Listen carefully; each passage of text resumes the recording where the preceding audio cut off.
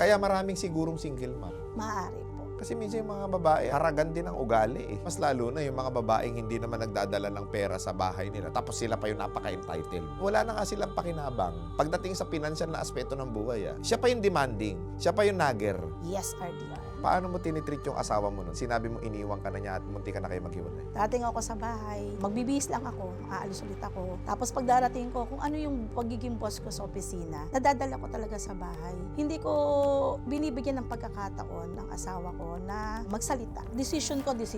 Final yon. Kasi feeling ko, ako yung nagdadala ng pera. Ako yung malaki ang sweldo. Pero hindi po pala tama yun. So anong kailangan gawin ng isang babae para manatili ang asawa niya sa kanya? Number one, syempre, nauna po natin nakilala ating asawa bago tayo nagkaroon ng anak. Yung pangangailangan ng asawa mo, priority mo. Totoo yan eh, kasi yung anak mo, magkakajowa yan, magkakapamilya yan, aalis yan ng bahay. Pero yung pinakasalan mo minsan, hanggat magkaapo kayo sa tuhod, kayo magkasama. Yes, at saka talagang iisa kayo. At may mga bagay na kayo lang mag-asawa nag-uusap na para sa inyo.